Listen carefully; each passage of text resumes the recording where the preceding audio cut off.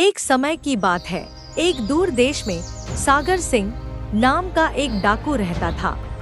वह अपने जहाज काला पंछी पर समुद्री लुटेरों का सरदार था और उसके कंधे पर हमेशा उसका वफादार तोता मिट्ठू बैठा रहता था।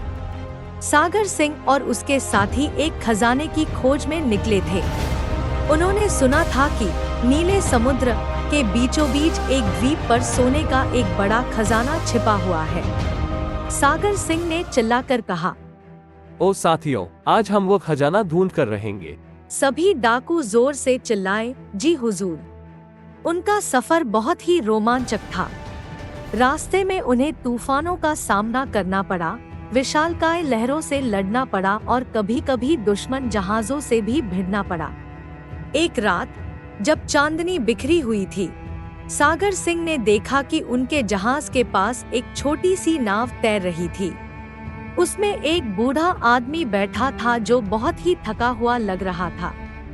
सागर सिंह ने पूछा, कौन हो तुम? बूढ़े ने जवाब दिया, मैं एक बेचारा मछुआरा हूँ।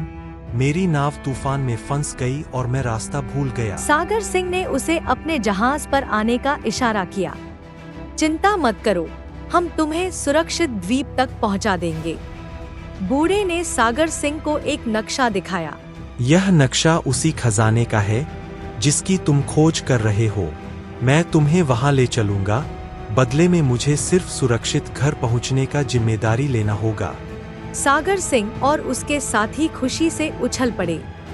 उन्होंने बूढ़े की बात मान ली और नक्शे के अनुसार चल पड़े।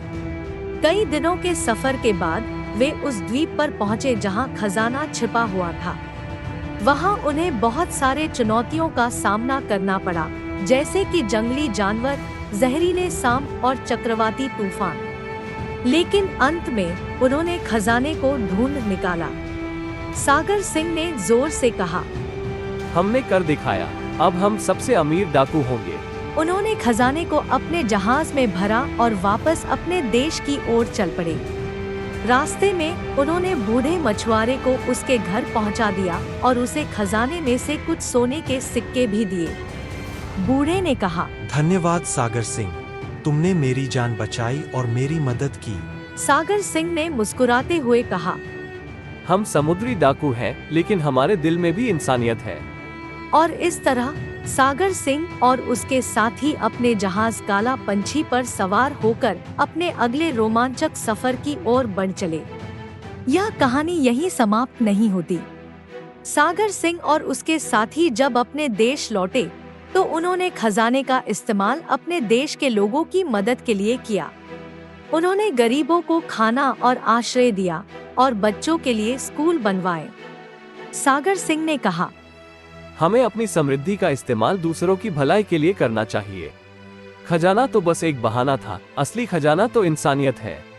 उनके इस काम से लोगों का दिल जीत लिया और सागर सिंह को एक नायक की तरह देखा जाने लगा। उसके बाद वह और उसके साथी अब डाकू नहीं रहे, बल्कि लोगों के रक्षक बन गए। और इस तरह सागर सिंह और उसके साथी अपने नए जीवन में खुशी खुशी रहने लगे। उन्होंने समुद्री डाकू का जीवन छोड़ दिया और अपने देश के लिए अच्छे काम करने लगे।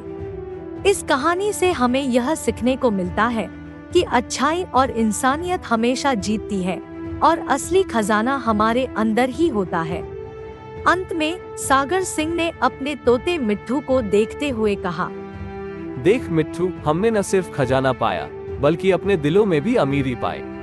मिट्ठू ने खुशी से चहकते हुए कहा, क्या बात है सागर सिंह, अब हम सच्चे धनवान हैं। और इसी खुशी के साथ सागर सिंह और उसके साथी अपने नए जीवन की ओर बढ़ चले।